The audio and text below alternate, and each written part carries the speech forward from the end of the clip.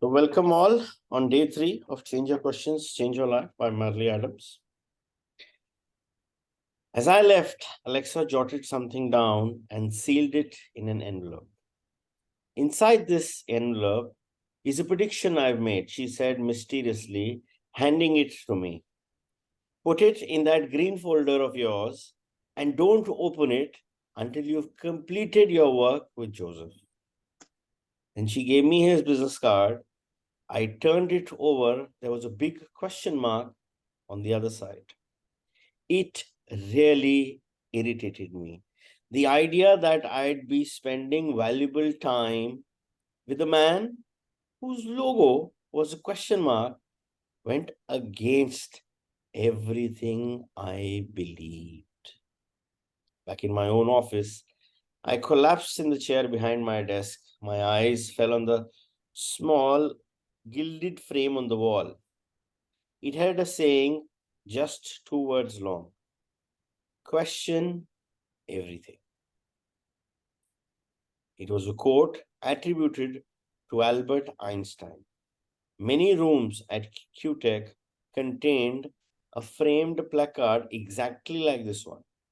As much as I respected and appreciated Alexa's leadership, this had always been a point of contention for me. Leaders should have answers, not questions. I was still holding Joseph cards with the question mark on the back. What I had forgotten myself,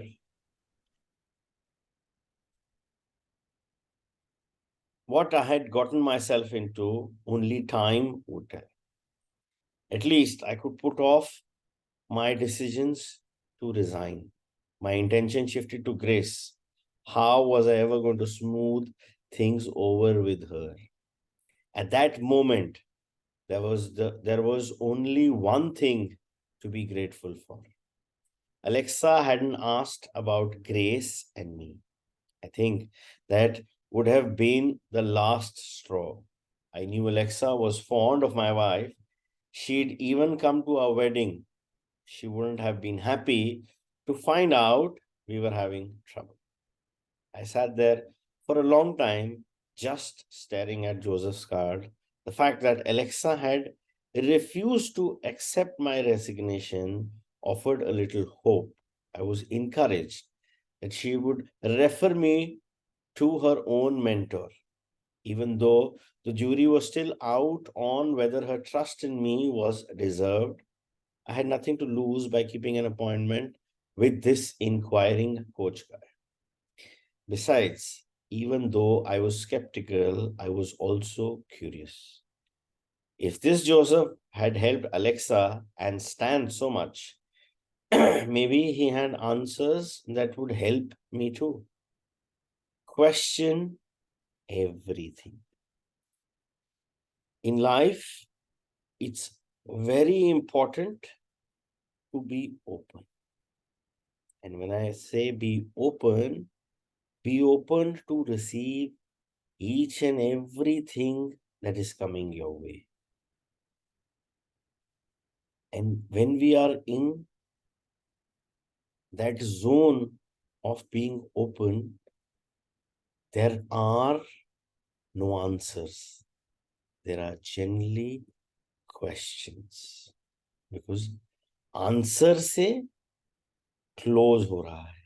But what we need to do is we need to ask the right questions, because that determines our openness to whatever is coming towards us. Because अगर हम हर चीज का answer दे रहे हैं, we are not open to learn.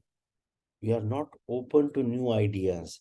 We are not open to new possibilities.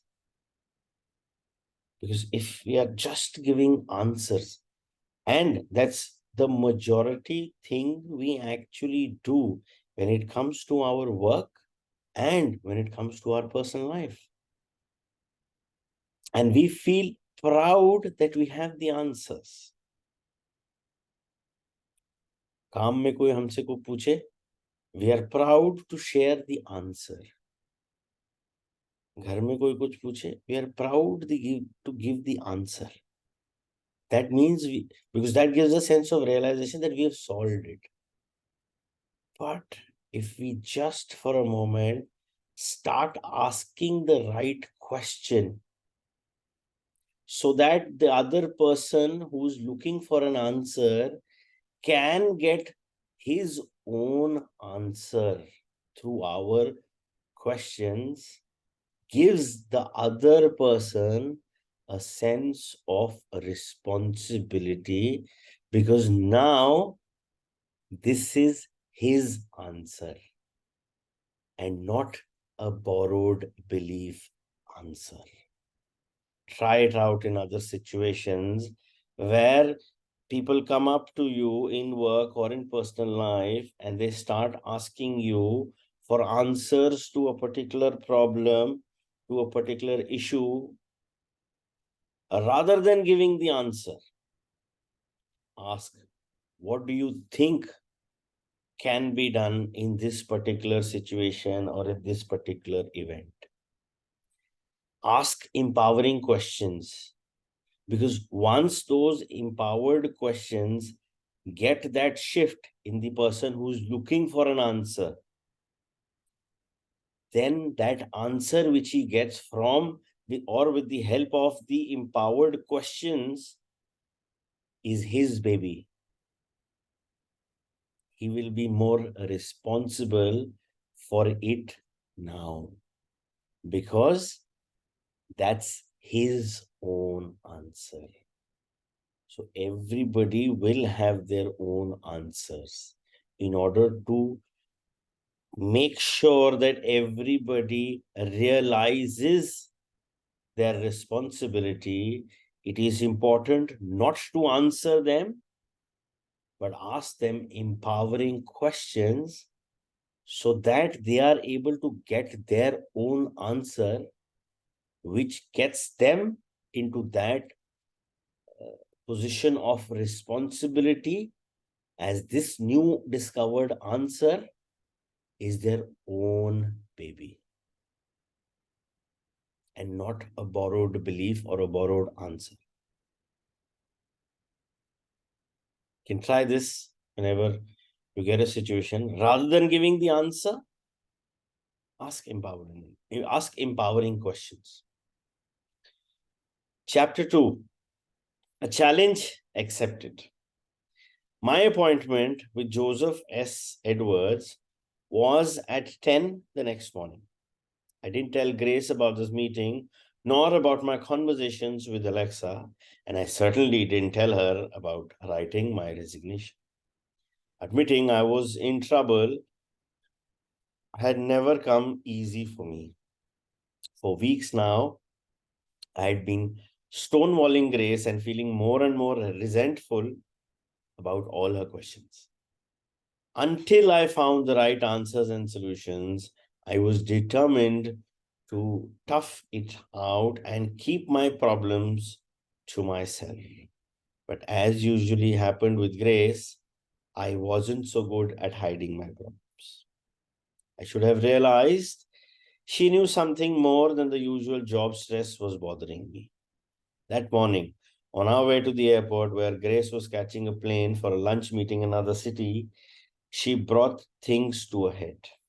As I pulled up to the curb at the terminal, she told me, I've been feeling like a widow lately. You've been so distant and moody, Ben. If you want a real partnership with me, you're going to have to make some changes. God knows I love Grace, but I wasn't in the best of moods. I don't need this right now. I told her more harshly than I intended. Grace looked stunned. I got out of the car to get her briefcase from my trunk. As I handed it to her, our eyes met, and for a moment I was afraid she was going to cry. I knew it wasn't right leaving her like this, but I was feeling pushed. Besides, if I got dragged into a long discussion, I'd be late for my appointment with Joseph. Our little problem would have to wait. Grace forced a smile, told me she'll be back that night, but not to worry about picking her up. She'd get the express shuttle home. She turned and quickly disappeared into the crowd. I was angry. Why did she have to choose this particular morning to pick a fight? I hit the accelerator, pulled out into traffic, horns blasted. I slammed on my brakes as some maniac raced, barely missing me. I was fuming. Between that near collision, the conflict with Grace, and having to attend a meeting I dreaded, my morning was off to a very bad start. Joseph's office was in the Pearl Building downtown, a 14-story edifice constructed in the 1930s and recently restored. Old Town, as we called the area, was a bustling shopping center with great places to eat and drink and unusual little stores. Grace and I often had dinner there at a small place called the Metropole. Grace is an art lover and she'd opened up a whole new world I had hardly known existed. Thanks to her, we'd spend many hours together browsing through bookstores and art galleries. Passing our familiar haunts that morning, I worried about what the future held for us. I pushed open the polished brass framed doors at the Pearl Building, crossed the marble floors, and caught an elevator to Joseph's penthouse office. I stepped into a large foyer that looked like someone's private residence. Several tall ficus trees reached up towards a large skylight. Beyond this private anteroom, a double set of doors opened invitingly. A long hallway stretched beyond them. On its wall hung some kind of artwork. I remember thinking that Grace would enjoy seeing this. You must be Ben Knight. Joseph Edwards strode rapidly towards me, greeting me enthusiastically. I judged him to be in early 60s, though he moved like an agile sprinter a quarter that age. No more than 5 feet 9, he was dressed casually with an outrageous sweater knit with a myriad of striped patterns that dazzled the eye. Joseph's smooth shaven face glowed with good humor. His brown eyes sparkled with excitement, almost childlike. Atop his head, a wild array of woolly white curls reminded me of photos I had seen on Albert Einstein in his later years. Joseph's warm welcome dissolved some of my reservations about spending time with him.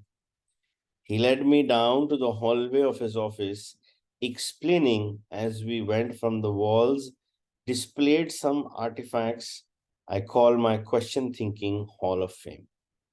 What I had mistaken for works of art were instead framed magazine articles and letters. We turned left into a large room bathed in the morning sunlight. The room contained comfortable seating, a well used brick fireplace, and a walnut conference table with matching chairs. One wall displayed certificates with a few dozen autographed photos, many with their subjects, hands with Joseph. In the picture, I recognized faces I had seen in the news over the years. Alexa hadn't quite prepared me for this. Joseph was obviously very well connected in the business world and beyond. I also saw covers of 3 different books displayed in elegant frames. They were all written by Joseph. Each had the word question thinking in title. One in particular caught my eye. It was co-authored with Sarah Edwards and was about inquiring marriages. I was impressed but also intimidated. We entered a less formal room where I felt slightly more at ease. Windows on 3 sides afforded a spectacular view of the city. In the distance, wispy clouds were lifting from the woods. The views seemed to stretch on forever. I eased myself into a large leather armchair while Joseph took his place near me in a matching one. He dangled a pair of rimless reading glasses from his left hand. After some brief get acquainted conversation, he asked me, "Tell me, what do you suppose is your greatest asset?" "I am the answer man, the go to guy," I told him with pride. "I have built my whole career around being the person people go out to for answers. The bottom line for me is answers. That's what business is all about." True. But how can you best get the best answers without the best questions? Joseph paused, placing his glasses on his nose and peering over the top of them at me. "Is there a single question you would say characterizes the way you operate?" "Sure," I said. "Get the right answers and be ready to back them up. That's my motto." Joseph asked me to restate that as a question, one I would ask myself. I couldn't see the point, but I did as he asked. "Okay, sure. The question I operate with is, how can I prove I am right?" "That's great," Joseph said. "Then we might have your problem nailed already." "My problem?" "Being the answer man, having to prove you're right," Joseph said. "I must say, Ben, we are getting down to business faster than I expected." I wasn't sure if I heard him correctly. Was he kidding? No, he was dead serious. "I beg your pardon?" "Finding proof that our answers are correct can be important," he said. "But would you allow that there are times when too much of a good thing can get you in trouble? For example, how do you think your having to be right all the time goes over with your team?" "I'm not sure what you mean," I said, and I really meant it. I wanted my team to find answers, the correct answers. Everyone is looking for answers. That's what we all got paid to do, wasn't it? "Let me get personal for a moment," Joseph said. "Do your efforts to prove you're right, work with your wife?" That one hit home. "Not really," I admitted reluctantly. Grace had told me how my habit on insisting on being right often frustrated her. It doesn't go It doesn't work so well with my wife either," Joseph said, smiling. "With that in mind, let's look a little deeper into what questions do. Certainly, we recognize that questions are a vital part of communication, but the role they play in thinking is not always obvious, and that's where question thinking skills can be invaluable. If you are willing to grab onto the real powers of questions, they can change your whole life. It comes down to increasing the quantity and quality of the questions we ask ourselves and each other. It also matters enormously where we are coming from when we ask these questions. I must have looked puzzled because Joseph paused and said, "You've never heard the term question thinking before, have you?" I shook my head. "No." Question thinking is a system of skills and tools using questions to expand how you approach virtually any situation. You develop the skills to refine your questions for vastly better results in anything you do. The QT system, question thinking system, can literally put action into your thinking, action that's both focused and effective. It's a great way to create a foundation for making wiser choices. So we are all in, this kind of a situation where we always have this thought And a convinced thought, okay, by the way, not just a random thought, a convinced thought that I am always right.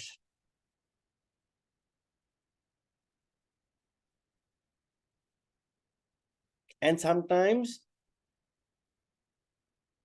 it's also that I may be right or wrong, but the other person is definitely wrong.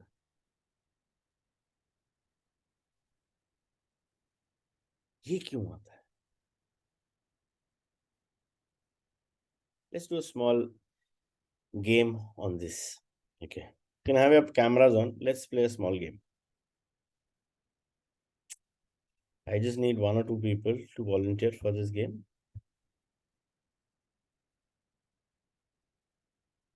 Great. So I want to, whatever I say, since you guys know me, whatever I say, if it's right, just give me a thumbs up. If it's wrong, do they have thumbs down in reactions? Just check. Thumbs up and thumbs down. Okay. Okay. My name is Arjun Soni.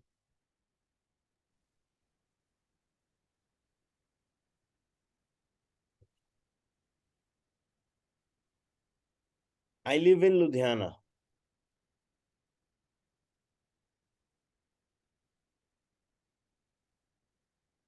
I live in Civil Lines in Ludhiana.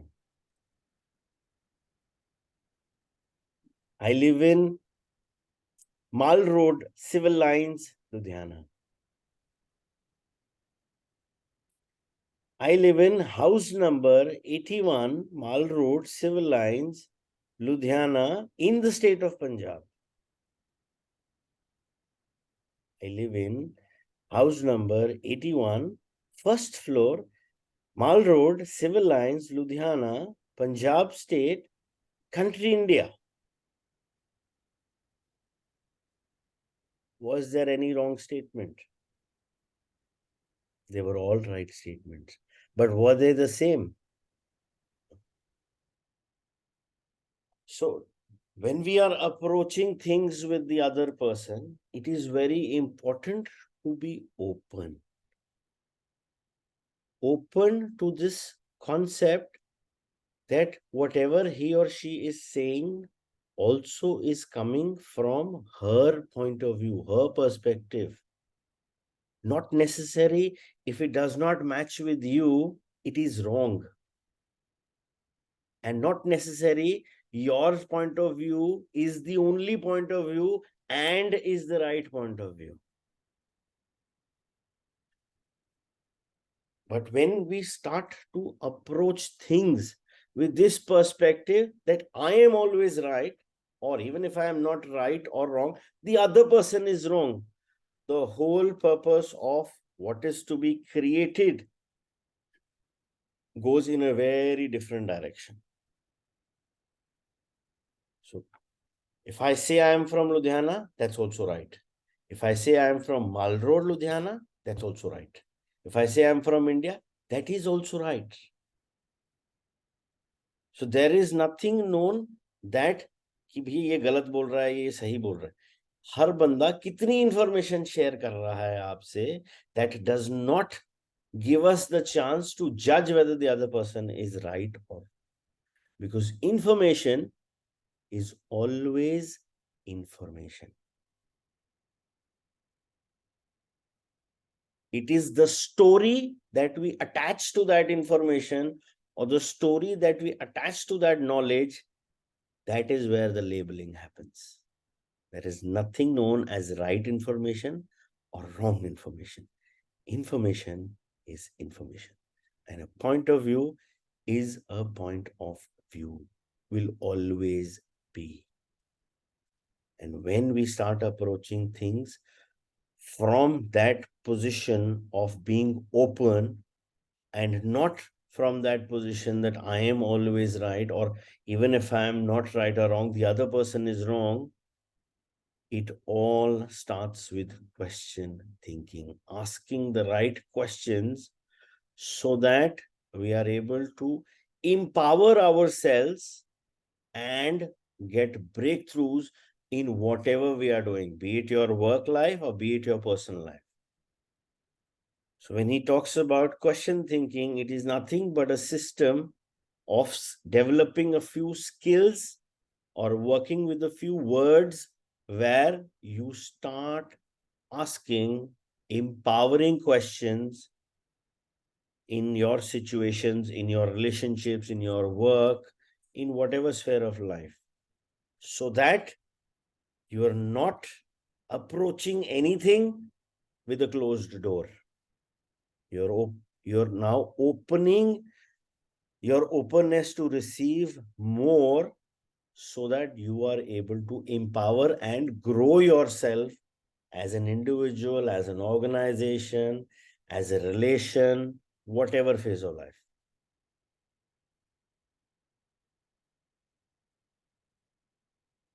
Go on, I said skeptically.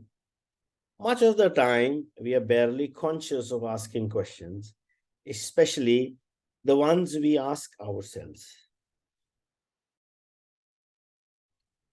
But they are part of our thought process nearly every moment of our lives.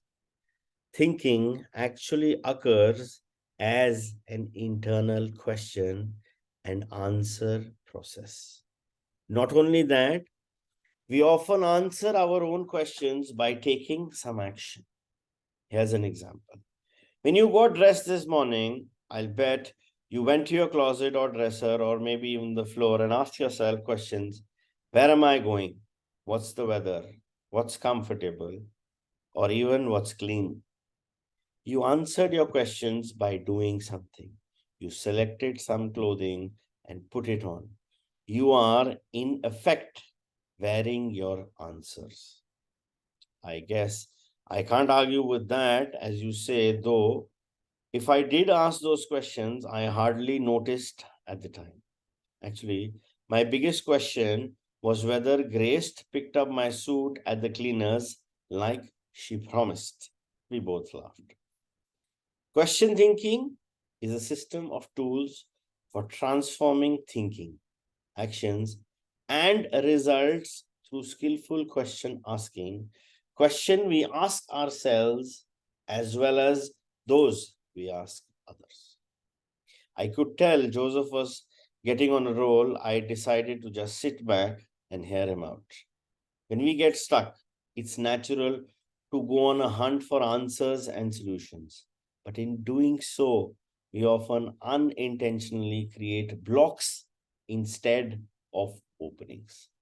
To solve our problems, we first need to change our questions. Otherwise, we'll probably just keep getting the same old answers over and over again. New questions can totally shift our perspectives, moving us into fresh ways of looking at problems. Questions have changed the course of history. Let me give you a dramatic example. Think about this. Long ago, nomadic societies were driven by the implicit question: how do we get ourselves to water? I nodded, which is what kept them nomadic. Yet, look what happened when the implicit question changed to how do we get water to come to us? That new question initiated one of humanity's most significant paradigm shifts. It ushered in agriculture, including the invention of irrigation, the storage of water, digging wells, cultivation, and eventually the creation of cities. I guess I can see how questions apply to getting dressed and even to that paradigm shift for the nomads. But how does this apply to business? And more to the point, how can it help me with my situation? The point is that questions derive results, Joseph responded. They virtually program how we behave and what kinds of outcome are possible. Consider three companies, each one driven by one of the following questions. What's the best way to satisfy shareholders? What's the best way to satisfy customers? What's the best way to satisfy employees? Each question takes your mind in a different direction. Each question takes your mind in a different direction in terms of business. Each will have a different influence on priorities, everyday behavior, strategies for achieving goals. Remember, questions drive a result. That's as true in your day-to-day life at QTech as it was for nomads thousands of years ago. Questions drive results. So when we are talking and thinking about whatever problem or whatever issue that is going on in your current personal life or work life, start changing the question in order to get that answer from within. Because all your questions, the answer to all your questions are already there. It's only that when you're open to those new possibilities, when you're open to receiving all that can be possible with changing the way we approach the thing by just making a shift in asking the empowering question, like what the nomads did. How will we get to the water? A good question. But how is it that we can get the water to us? And that paved the way to whatever it is, that is happening. In fact, for a moment, just think about any technological advancement that we have, which probably last 20 years was not possible. I remember landline. There was one landline in the entire house, generally, one or two. Okay. And now everybody has two phones. How can we get to the landline to make a call? Or how can we get the phone in our hands? A question. In so many things, all these technological advancements, this convenience factor, how can we get,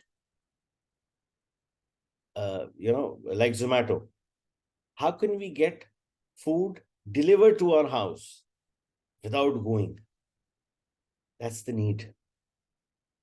So all inventions, all discoveries are the answer to that empowered question taken by that founder of whatever app he's done. Zomato, Ola, Uber, they are all answers to the right empowered question, how can this be made more convenient? How can I do this sitting at home? Amazon, answer to that. How can I buy without going to the market? How can I buy from the convenience of my own house? Internet, for that matter. How can we get the world connected globally? How can we get information available to all for their benefit? So that's an empowered question, for which the answer is the convenience we have right now. So all results, all inventions, all discoveries are a result of that right empowered question. So rather than focusing on answers, giving answers, being the right guy, try to shift your perspective on how can I ask empowering questions so that I get an empowered result or a breakthrough result. So the right question, see, at the end of the day, we will need answers. Okay. But we need the empowered answer. That's at the end. The right or the empowered question is your mean towards that answer which is there at the end. So if we get ourselves attuned to asking empowering questions, which we will learn in this book of what are the words, how is it that, we can get breakthrough results. It's nothing but getting from a mean to that end answer, which is an empowered state of being in your personal, professional, and work life.